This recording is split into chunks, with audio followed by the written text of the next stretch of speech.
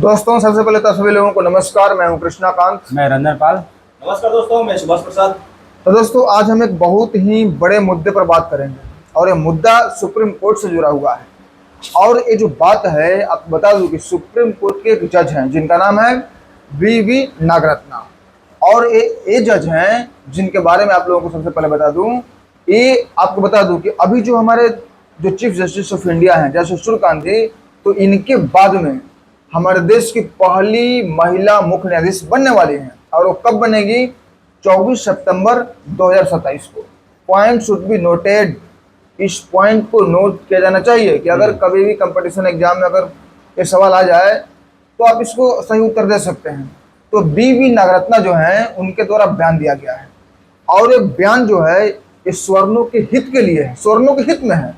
और जिस तरीके से स्वर्ण समाज पूरी तरीके से जनरल कैटेगरी के अंतर्गत जितने लोग आते हैं उन सभी के द्वारा जिस तरीके से स्वर्ण जो यूजीसी जो कानून आया था उसका जिस तरीके से विरोध किए थे, और उस विरोध का वो कारण ही है कि आज यूजीसी जो काला कानून है वो स्थगित कर दिया गया है और उसके लपेटे में आरक्षण और SC/ST एक्ट भी आ चुका है।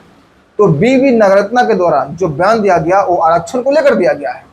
तो उनके द्वारा क्या कहा गया मैं इस वीडियो में आप लोगों को बहुत ही विस्तार पूर्वक बताऊंगा और इससे संबंधित अच्छे तरीके से विश्लेषण भी करूंगा।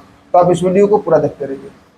तो जो सुप्रीम कोर्ट के जो जज हैं वी नागरत्ना, उनके द्वारा ये कहा गया कि जिनके माता पिता बड़े पोस्ट पे हैं, मान लिया कि IAS हैं, कोई DM हैं, जो कोई कलेक्टर हैं, हाँ। तो उन जैसे पदों पर जिनके माता पिता बैठ चुके हैं, मतलब उस जगह पर बैठे हुए हैं, तो उनके बेटे को आरक्षण की क्या आवश्यकता है? हाँ, बात बिल्कुल सही है। उनके द्वारा एक बयान दिया गया है। मतलब कि उनको एक तरीके से कहा जाए तो क्रीमी लेयर में इसे मतलब नहीं रखा जाएगा।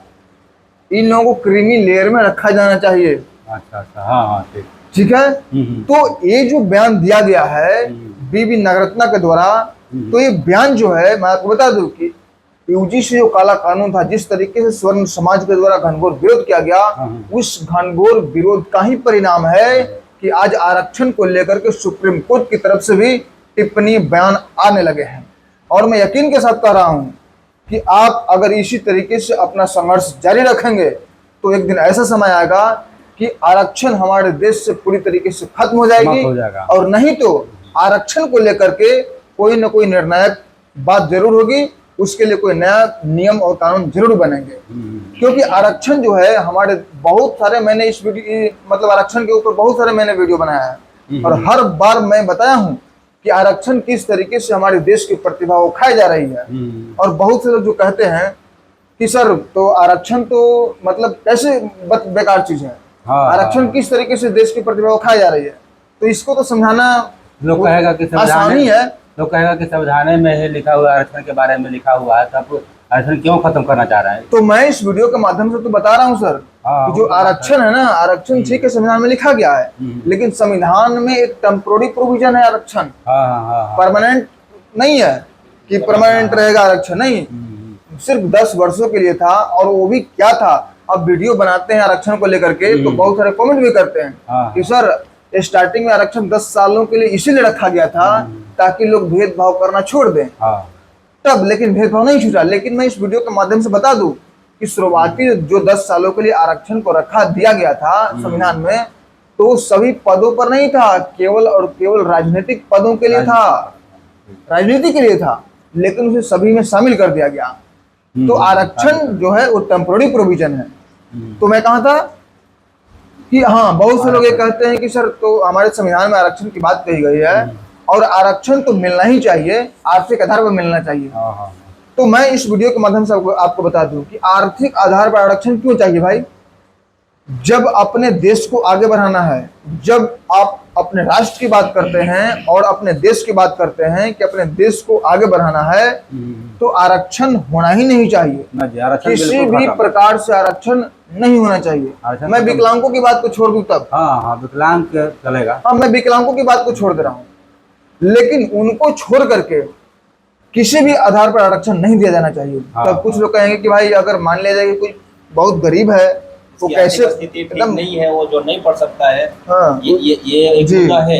जी जी, जिसकी आर्थिक स्थिति ठीक नहीं है वो जो बड़े बड़े फीस दे के जो क्वालिफिकेशन प्राप्त करते हैं जी, जी। वो नहीं करते, जी। नहीं कर सकते। जी जी उसके लिए क्या रास्ता रहेगा? उसको सर इंटरमीडिएट तक छूट दिया जाए ताकि हाँ, इस- ये एक चीज हो सकता है कि उनको पढ़ने के लिए हाँ। कुछ क्या बोलते हैं, पढ़ने के लिए पढ़ने के लिए कुछ हाँ, उनके हाँ। लिए कोई रास्ता निकाला जाए। कुछ, हाँ, भाई आप सरकार की तरफ से कुछ सरकार की राशि तरफ दिया से जाए। कुछ सहयोग किया जाए। सहयोग किया जाए, सहयोग राशि ये दिया आरक्षण जाए। देने से अच्छा है कि पढ़ाई में ही उनको कुछ सहयोग दिया जाए गवर्नमेंट की तरफ से, हाँ, ताकि वो हाँ, अच्छी तरह से पढ़ सके, जी तब उनको आरक्षण की जरूरत नहीं पड़ेगी। जी जी आप लोग बिल्कुल सही बोले इस बात करिए। तो मैं इस वीडियो के माध्यम से उन सभी लोगों को मतलब एक क्या इस उपाय सर एक बात बता रहा हूँ कि जैसे कि आप बोल रहे हैं कि आर्थिक आधार पर आरक्षण दिया जाना चाहिए, हाँ, ठीक है। हाँ, हाँ, तो मैं इसका भी विरोधी हूँ। अब हाँ, क्यों हूँ इसका मैं बात बता रहा हूँ आपको हाँ, बताइए। कि जब आप आर्थिक आधार पर किसी को आरक्षण दे रहे हैं, हाँ। ठीक है, आर्थिक आधार पर आरक्षण दे रहे हैं, तो भाई अब मान लीजिए कि गरीब है, हाँ। ऊपर नहीं पड़ा है, तो आर्थिक आधार पर जब आप आरक्षण दे रहे हैं तो एक का 90% आया या 80% आया, और इसको आप आर्थिक आधार पर आरक्षण दे रहे हैं पढ़ने के लिए तो दे रहे हैं केवल 40% पर वो जॉब पर चला जाएगा। तो कैसे उस जगह को, उस पोजीशन को, अपने कामों को एग्जीक्यूट कर पाएगा? नौकरी का उपलक्ष्य में नहीं होगा, लेकिन खाली पढ़ने के लिए होगा। हाँ, तो यही मैं कह रहा हूँ पढ़ाई ना लिखाई के चलते कि आर्थिक आधार पर भी आरक्षण नहीं दिया जाना चाहिए। अगर पढ़ने के लिए पैसे नहीं हैं तो आप लोगों ने सही कहा कि सरकार की तरफ से कुछ हाँ, सहयोग धनराशि दिया जाना हाँ, चाहिए। हाँ, तो मैं इस वीडियो के माध्यम से बता रहा हूँ आपको कि सरकार ऐसे ऐसे लोगों का चिन्हित करे, हाँ, हर घर, हर गली, हर मोहल्ला जाकर के ऐसे ऐसे लोगों की तलाश करे। अब लोग कहें कि मतलब गांव के हर क्षेत्र में, हर गली में जाना संभव नहीं है, लेकिन मैं इसी वीडियो के माध्यम से बता दूं कि सरकार अगर चाह जाए कोई काम करने के लिए तो सरकार के लिए कोई बड़ी बात नहीं है। क्योंकि आप लोग देखते होंगे कि जब इलेक्शन का टाइम आता है तो इलेक्शन के टाइम पर किस तरीके से हर घरों में अधिकारी वहां पर पहुंचता है। तो सरकार जब करना चाहेगी तो सब काम होगा। सब काम हो जाएगा। इस सरकार की सुस्ती के कारण ऐसा होता है और सरकार की मंशा नहीं होती है काम करने के लिए, इसीलिए सरकार ऐसी पल्ले झाड़ लेता है। लेकिन मैं सरकार से अनुरोध करता हूं कि आप आर्थिक आधार पर भी आरक्षण नहीं दीजिए। इसके लिए क्या है, अगर किसी के पास पैसे नहीं है पढ़ने के लिए तो आप क्या कीजिए कि कंपनसेशन के रूप में उन सभी लोगों को धनराशि दीजिए पढ़ने के लिए। जब वो पढ़ेंगे, लिखेंगे, योग्य बनेंगे और तब उस पद पर जब जाएंगे, तब वहां पर जिस पद पर वो बैठेंगे उस पद के जो कार्यविधि होगी उस कार्यविधि को अच्छे तरीके से एग्जीक्यूट कर पाएंगे। अगर वो योग्य रहेंगे ही नहीं और उस पद पर जाकर बैठेंगे तो अपनी कामों को किस तरीके से कर पाएंगे? जब एग्जाम पढ़े ना तो वहाँ आरक्षण खत्म हो जाना चाहिए। जी, मैं यही तो कर रहा हूँ। अब यही तो मैं बात कब से कर रहा हूँ। तो ये जो आरक्षण है ना, आरक्षण धीरे धीरे हमारे देश को दीमक की तरह खाया जा रहा है। आरक्षण एक ऐसा बीमारी है जिसको कि बहुत जल्द इसे उखाड़ फेंक देना चाहिए। तो मैं जिस तरीके से आपको बता रहा हूँ कि अभी सुप्रीम कोर्ट के जज जिनका नाम बीवी नागरत्ना है, उनके द्वारा जो बयान दिया गया वो जाहिर सी बात है कि ये बयान ऐसे ही नहीं दिया गया।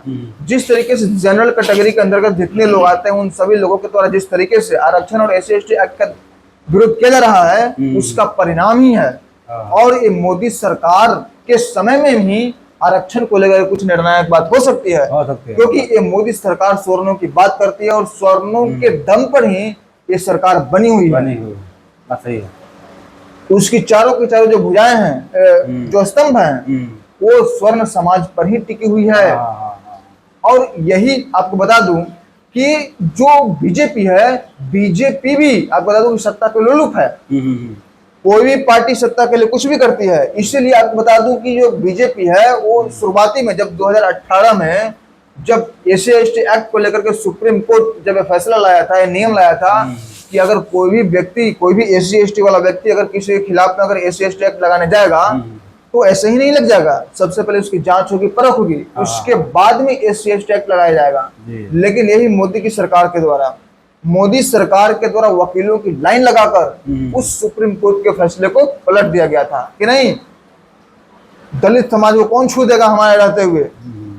उसके लिए सामने आया था ये मोदी सरकार, और मोदी सरकार वकीलों की लाइन लगाकर उस सुप्रीम कोर्ट के फैसले को पलट दिया। कहा कि नहीं, अगर कोई SC/ST वाला व्यक्ति अगर किसी के खिलाफ में SC ST एक्ट लगाने जाएगा तो जांच करने की आवश्यकता नहीं है, कोई रोक टोक नहीं हो, कोई जांच पड़ताल कोई जांच पड़ताल की जरूरत नहीं है। डायरेक्ट कर दिया जाएगा, डायरेक्ट वो SC ST एक्ट लग जाएगा और सीधे उसे उठा लिया जाएगा। तो मेरा कहने का मतलब है, कहने का तात्पर्य है कि कोई भी पार्टी, ऐसे तो अभी जो बीजेपी है वो बहुत अच्छी काम करती है, लेकिन कोई भी पार्टी अगर सत्ता में लंबे समय तक रहती है तो वो उससे आसक्त हो जाता है, और कोई भी चीज को करवाने के लिए ये काम आपका है, हमारा काम है, अपने हक की बात है। तो अपना काम, हमारा काम कोई घर बैठे कोई कर नहीं देगा, आपको उसके लिए संघर्ष करना पड़ेगा, उसके लिए आपको आगे आना होगा। और जिस तरीके से अभी स्वर्ण समाज आगे चल रही है, जिस तरीके से आरक्षण और SC ST एक्ट का विरोध कर रही है, उसी का परिणाम है कि अभी सुप्रीम कोर्ट के जो भावी चीफ जस्टिस ऑफ इंडिया जो बनने वाली हैं, हमारे देश की पहली महिला मुख्य न्यायाधीश जो बनने वाली हैं, बीबी नागरत्ना के द्वारा एक बयान दिया गया। तो इसी तरीके से मैं इस वीडियो के माध्यम से आपसे कहता हूं, इस बात को बोलता हूं कि आप इस तरीके से संघर्षरत रहिए, और हम जैसे लोग भी आप लोगों के साथी हैं। अब बहुत से लोग ये बात कहेंगे, सबसे पहले तो आपको बता दूं कि हम लोग कोई स्वर्ण समाज से नहीं आते हैं, कोई जनरल कैटेगरी से नहीं आते हैं, हम सभी लोग ओबीसी कैटेगरी से ही आते हैं। लेकिन मैं इसका विरोध इसीलिए करता हूं क्योंकि ये आरक्षण जो है ना, दीमक की तरह हमारे देश को खाया जा रही है, बर्बाद कर रहा है, पूरी तरीके से बर्बाद कर रही है।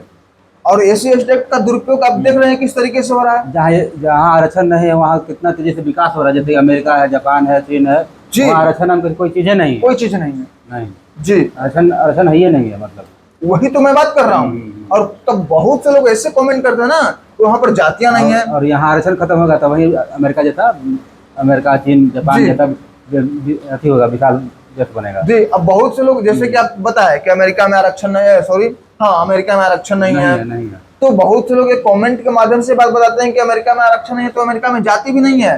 तो मैं तो इस वीडियो के माध्यम से आपको बता रहा हूँ कि अगर जाति को खत्म करना है ना, तो सबसे पहले आप भैया जाति सर्टिफिकेट को हटाओ ना, जाति सर्टिफिकेट नहीं बनाइए, उठा दीजिए ना। लेकिन आप ही तो जाति सर्टिफिकेट बनवाते हैं सर, कहते हैं कि देखिए मैं फलाना जाति का हूँ, हमें आरक्षण चाहिए।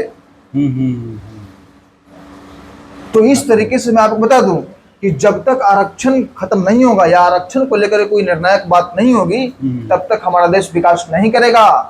आप कोसते रह जाइए किसी को, लेकिन इसका जिम्मेवार आप खुद हैं, हम खुद हैं, कहीं ना कहीं हम सब इसके जिम्मेवार हैं। क्योंकि हम सभी लोग खुलकर क्योंकि सरकार जब हम बना सकते हैं, सरकार को गिरा भी सकते हैं। और सरकार क्या है, सरकार मतलब जो हम चाहेंगे सरकार वही ना करेगी जी। और हम कोई गलत मांग नहीं कर रहे हैं, हम एक वाजिब मांग कर रहे हैं, देश हित की मांग कर रहे हैं, देश राष्ट्र की भलाई के लिए मांग कर रहे हैं, राष्ट्र हमारा तेजी से विकास करेगा इसलिए इसकी मांग कर रहे हैं।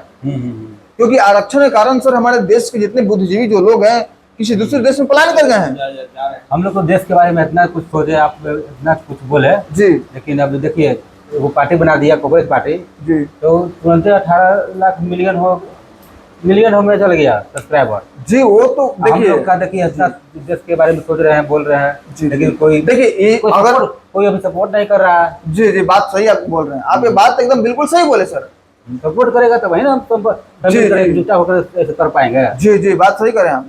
तो मैं इस वीडियो के माध्यम आप जो आप बात बताए कॉकरोच जनता पार्टी के बारे में, अगर इसको हम इस वीडियो में अगर इसका एक्सप्लेन करने लगे तो वीडियो बहुत लंबा हो जाएगा, इसलिए इसके बारे में अगली वीडियो में इसकी चर्चा हम करेंगे। तो आज के लिए बस इतना ही। और जो भी जनरल कैटेगरी के जो लोग हैं, जिस तरीके से आप आंदोलनरत हैं, कार्यरत हैं, उसी तरीके से आप इस संघर्ष में लगे रहिए। एक दिन ऐसा आएगा कि हमारे देश से आरक्षण और SC ST एक्ट जो भेदभावपूर्ण नीति है वो पूरी तरीके से समाप्त हो जाएगी। जी। और मैं कितना बताऊं SC ST एक्ट किस तरीके से दुरुपयोग होता है SC ST एक्ट का, कितनी वीडियो में मैंने बता दिया है। हम लोग मिलकर शॉर्ट वीडियो बना दिया है, आप देख लीजिएगा। और आने वाला फिल्म शॉर्ट, हाँ जी बात बिल्कुल सही बोले, SC ST एक्ट को लेकर के हम लोग शॉर्ट फिल्म बनाएंगे 10-15 को लगातार, आप देखिएगा, उसमें अच्छा सपोर्ट कीजिए आगे की, क्योंकि हम लोग वाजिब मांग कर रहे हैं, ये नहीं कि मतलब बेफालतू का मांग कर रहे हैं, एक वाजिब मांग कर रहे हैं। और हम एक शॉर्ट फिल्म भी बनाए हैं SC ST एक्ट का दुरुपयोग किस तरीके से होता है, इस हमारे चैनल में है। करीब करीब कितना दिन पहले का होगा सर, लगभग 15 दिन पहले, 20-25 दिन पहले का वीडियो उठाकर देख लीजिएगा। उस शॉर्ट फिल्म के द्वारा ये बताया गया है, उस जो झूठा SC ST एक्ट जो लगाया जाता है उसका दर्द कितना होता है, उस वीडियो को देखने के बाद, उस शॉर्ट फिल्म देखने के बाद आपको एहसास हो जाएगा। तो दोस्तों इजाजत दीजिए, फिर मिलते हैं किसी एक नए टॉपिक पर अगली वीडियो में। तब तक के लिए जय हिंद, जय भारत। जय हिंद।